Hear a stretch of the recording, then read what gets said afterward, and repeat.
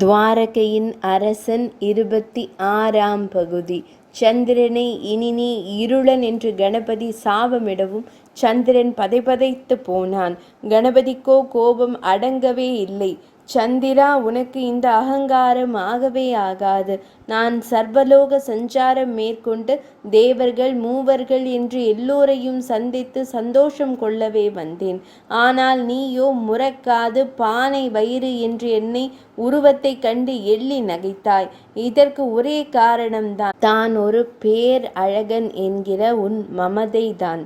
உன்னை யார் கண்டாலும் களங்கத்திற்கு ஆளாவார்கள். இதனால் உன்னை காண யாரும் விரும்ப மாட்டார்கள் என்று சபித்தார். கணபதியை ஒரு வேடிக்கையான பாலகனாக கருதிவிட்ட அவசரம் சந்திரனுக்கு அப்போதுதான் புரிந்தது. சந்திரன் இப்போது தான் கர்வமாய் நடந்தான் என்றல்ல, இதற்கும் முன்பே அவன் மாமனாரான தட்சனிடமே மொத்த ஒளியை இழந்து போகும்படி சாபம் பெற்றவன். தேவர்கள் சாபமிட விரும்ப மாட்டார்கள். கோபம் வந்தாலும் அதை கட்டுப்படுத்தி கொண்டு செயல்படவே விரும்புவார்கள். ஏனென்றால் சாபமிட்டால் தவசக்தி அவ்வளவும் வீணாகும். கஷ்டப்பட்டு கிடைத்த தவசக்தியை சாபத்திற்காக இழக்க சம்மதிக்க மாட்டார்கள். இந்த நியதி மனிதர்களுக்கும் பொருந்தும். கோபத்தினால் சபிக்கும் போது ஒருவனது பூஜா சக்தி அவ்வளவும் எதிரிக்கு சென்று விடுகிறது. எனவேதான் ஆறுவது சினம் என்றும் சினம் கொள்ளாதே என்றும் கூறினர். இதெல்லாம் சந்திரனுக்கும் தெரியும். அவனுக்கு நட்சத்திரங்கள் 27 பேரும் மனைவியர் ஆவர். அவர்களில் ரோஹிணி மீது மட்டும் அன்பு கொண்டிருந்தான். மற்றவர்களை கண்டு கொள்ளாமல் இருந்தான். அவர்கள் அனைவரும் தந்தை தட்சனிடம் முறையிட்டு அழுதனர். தட்சன் சந்திரனுக்கு புத்தி கூறியும் கேட்கவில்லை. அதனால் மருமகனை இருண்டு போகும்படி சபித்தார். சாப விமோச்சனம் பெற சிவபெருமானை தஞ்சமடைந்தான் சந்திரன். சிவபெருமான் கொஞ்சம் கொஞ்சமாய் வளரும் பாக்கியத்தை அளித்தார். இருந்தாலும் ஒருதலை பட்சமாய் கர்வத்தோடு நடந்ததன் விளைவை சந்திரன் மறந்து போகாத விதத்தில் தேய்ந்து தேய்ந்து வளரும் நிலைப்பாட்டை ஏற்படுத்தினார். இப்படி நடந்தும் கூட சந்திரன் திருந்தவில்லை. கணபதியிடம் தன் அகங்காரத்தை காட்டி மீண்டும் சாபம் பெற்றுவிட்டான். சந்திரன் சாபம் பெற்ற விஷயம் எங்கும் பரவியது. அதனால் யாரும் சந்திரனை பார்க்க விரும்பாமல் புறக்கணித்தனர். இதனால் சந்திரனும் கடலுக்கடியில் ஒளிந்து கொண்டு மறைந்து வாழ்ந்தான். சந்திரன் இல்லாததால் மூலிகைகள் வளர முடியாமல் பட்டு போகத் தொடங்கின. மருத்துவ உலகமே தடுமாற ஆரம்பித்தது.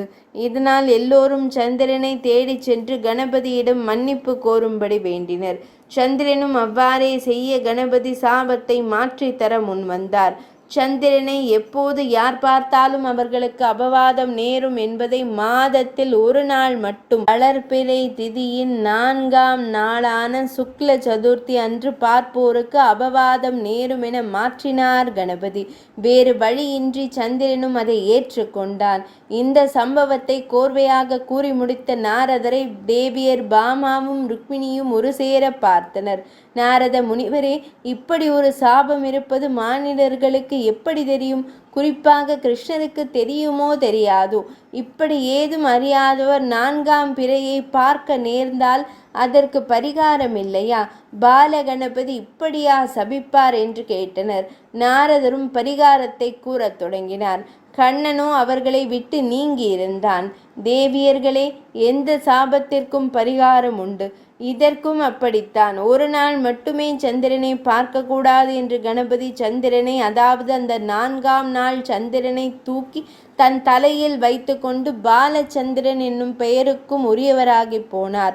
இப்படி சுக்லபட்ச சதுர்த்தியில் சந்திரனை பார்த்தவர்கள் அதற்கு பரிகாரமாக கிருஷ்ணபக்ஷம் என்னும் தேய்பிறை சதுர்த்தியில் விரதமிருந்து கணபதியை வழிபட்டால் அந்த அபவாதம் நீங்கிவிடும் என்பதுதான் பரிகாரம்.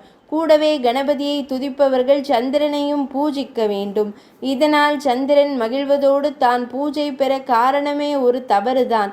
எனவே தவறுக்கு இடம் கொடுக்காமல் வாழ வேண்டும் என்கிற முடிவுக்கு வருவான் அல்லவா? நாரதர் விஷயத்தை கூறி அதை ஒரு கேள்வியோடு முடித்தார். தேவியர் பாமாவிற்கும் ருக்மிணிக்கும் 4ஆம் பிறைக்கு பின்னால் உள்ள சந்திரன் சாபம் பெற்ற விஷயம் முற்றிலுமாக தெரிந்தது. கணபதிக்கும் சந்திரனுக்கும் பூஜை செய்தால் தான் எங்கள் பதியின் அபவாதம் நீங்குமா என்று அவர்கள் இருவரும் நாரதரை கேட்டனர். ஆமாம், கிருஷ்ண பிரபு வனம் சென்ற சமயம் பாத்ரபத சுக்ல சதுர்த்தி, சந்திரன் சாபம் பெற்ற அதே தினம். எனவேதான் இத்தனை அபவாதம். சமந்தக மணியும் எங்கிருக்கிறது என்பதே தெரியாத நிலை. நீங்கள் கணபதியை துதித்திட நிச்சயம் விமோசனம் கிடைக்கும் என்றார் நாரத முனிவர். தேவியர்களே, சந்திரனை கிருஷ்ண பிரபு தன் முன் அவதாரமான ராமாவதாரத்தில் கௌரவப்படுத்தி ராமச்சந்திரன் என்று பெயர் பெற்று திகழ்ந்தார். அப்படிப்பட்டவர் இப்போது சந்திரனை உத்தேசித்து நாடகம் நடத்துகிறார் என்றும் கூறலாம். மனோகாரகனான சந்திரனை எப்படி துதிக்க வேண்டும் என்பதற்கு கிருஷ்ண பிரபுவே காரணமாகிவிட்டார். இன்னமும் கூட சூட்சுமமாக அநேக விஷயங்கள் இதில் உள்ளது. பிரபு அறியாதது என்று எதுவுமே இல்லை. எனவே இந்த சிக்கலின் முடிச்சை அவிழ்க்க அவராலேயே முடியும். அவரையும் அழைத்து விக்ன பூஜையை தொடங்குங்கள். அப்போது தெரியும் கிருஷ்ண பிரபுவின் திருவுள்ளம் என்றார் நாரத மாமுனிவர். தேவியர் பாமா ருக்மிணி இருவரும் அதன் பொருட்டு கண்ணனை காண புறப்பட்டனர். 26ஆம் பகுதி நிறைவடைந்தது.